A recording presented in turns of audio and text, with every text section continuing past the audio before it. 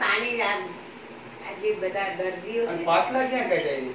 બાટલા ને મને કઈ ઝાડ કને દવાખાના કોને જ કર્યા, એને નથી કર્યા, એને મને ખબર જ નહીં. મને મુસલમાનની હોટલો છે ને ત્યાંથી તમે ઉવારો બે પછી એ 2000 રૂપિયા એ બેનને આલ્યા. મેં કીધું મારે બી આપ દે.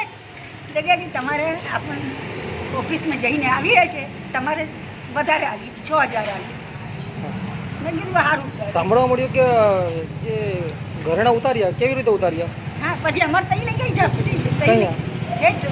ઓફિસમાં. પછી તઈ કશું ગયા અંદર ગયા કર્યા નથી. એની પાણીની હોટલ છે ને તઈ કે પાણી પીવું હોય તો પી લો. મને કહું હું તો કોઈ બહારનું પાણી વાણી નથી પીતી. એનું ખબર કે મને ઘણી તરસ લાગી. મને તમારે પીવું હોય તો પીવો. આજે કેટલા લોકો હતા? કેટલા જણા હતા એ લોકો? બે જણા હતા. 2 જણા. એક છોરું હતું નાનું. છોરાવાળી માને લઈને આવી, છોરી લઈને. તમારું નામ? પછી એ તમારું નામ બોલો તમે. મારું નામ સરીબેન. સરયુબેન. ઘેરે આવી 3 વાર મરપાઈ આવી ને પાછી કે તમે એકલા રહો છો? મૂકું હા.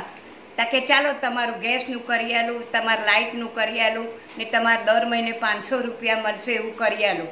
તમારા ઘરવાળા કારે મૂકું 10ની સાલમાં મરી ગયા છે. તા કે તમારા 8 વર્ષના પૈસાય મળશે. તમારી હાથે ચાલો રિક્ષામાં એમ કે તો ફોટો પડાવવો પડે. રિક્ષામાં તમે કઈ લઈ ગયા? રિક્ષામાં પેલી છાપરે લઈ ગઈ. મેં કીધું અહીં કેમ તમે લાવો છો? તો ક્યાં પેલા સર્ટી પર સહી કરવાની. તો દરવાજો બંધ હતો, પાછા ફર્યા. પણ મેં કે ચાલો તમારે 2-4 જગ્યા ફરવું છે. પણ મારી સાથે સરયુબેન હતા કે ના અમારી 11 છે, મારો છોરો રાહ જોશે.